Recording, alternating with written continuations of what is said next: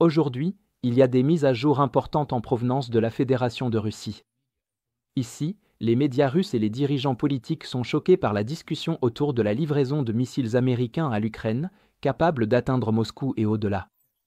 Après que Trump a offert à plusieurs reprises des occasions de cessez-le-feu et de résolution diplomatique, il a désormais durci sa position en triplant la portée des frappes ukrainiennes. Au cours des dernières heures, la crainte a grimpé en flèche en Russie à la suite de rapports selon lesquels les États-Unis pourraient autoriser la livraison de missiles de croisière AGM-158 à l'Ukraine, ce qui pourrait transformer complètement le paysage de la guerre. La simple suggestion que l'Ukraine puisse bientôt disposer de la capacité de frapper des cibles jusqu'à 1000 km à l'intérieur du territoire russe a provoqué une onde de choc. Cette peur provient de la possibilité que la flotte d'avions de chasse F-16 de l'Ukraine, en constante expansion, puisse être rapidement équipée de ces missiles de croisière furtifs, bouleversant radicalement les priorités logistiques et défensives russes.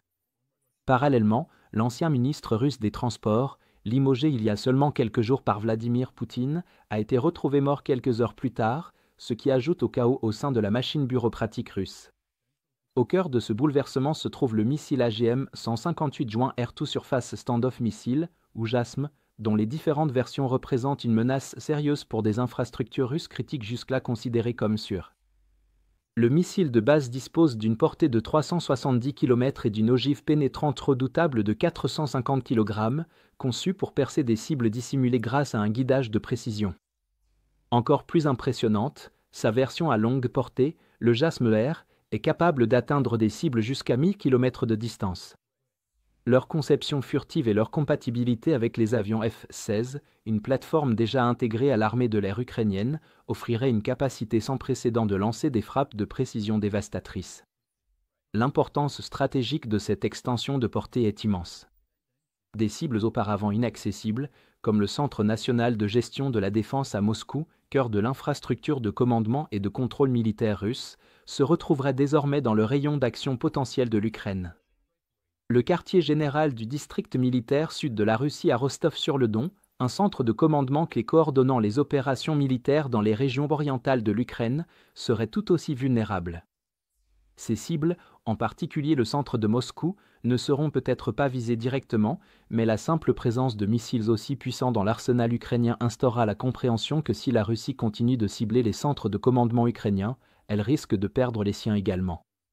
Le simple fait de posséder de tels missiles provoque un basculement stratégique en faveur des Ukrainiens. Les installations logistiques et les dépôts de munitions essentiels au maintien de l'effort de guerre russe deviendraient également des cibles accessibles, le pont de Kertch, vital pour l'approvisionnement des forces russes en Crimée et porteur d'une forte valeur symbolique pour le régime de Poutine, étant la première cible de grande valeur.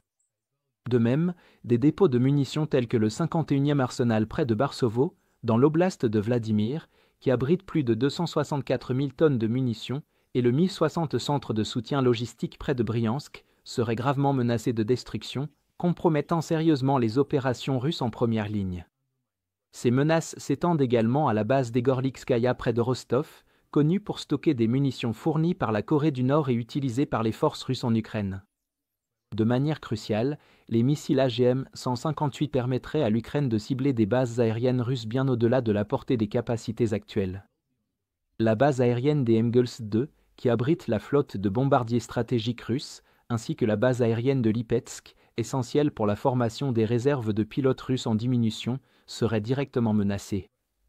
La base aérienne de Chekovka, qui accueille des bombardiers à long rayon d'action fréquemment utilisés lors de frappes de missiles contre les infrastructures ukrainiennes, et la base aérienne stratégiquement importante de Saki en Crimée, se retrouveraient également à portée de frappes dévastatrices. L'apparition de cette capacité oblige la Russie à repenser fondamentalement sa posture défensive. Pour protéger les zones arrières profondes, Moscou doit redéployer ses moyens de défense aérienne déjà sous tension, affaiblissant ainsi la couverture des lignes de front. Sous le coup des sanctions et de l'usure, le renouvellement de systèmes de défense aérienne sophistiqués comme le S-400 devient de plus en plus difficile. Cela laisse les troupes de première ligne et la logistique vulnérables aux drones et frappes de missiles ukrainiens, dont la fréquence et l'efficacité ne cessent d'augmenter. Dans l'ensemble, l'introduction des missiles AGM-158 bouleverserait radicalement l'équilibre des forces, exposant l'infrastructure critique de l'arrière russe à un danger sans précédent. Au-delà de la destruction physique, l'impact psychologique viendrait éroder le récit intérieur de Poutine sur l'invulnérabilité, brisant définitivement l'illusion de sanctuaires arrière sécurisés.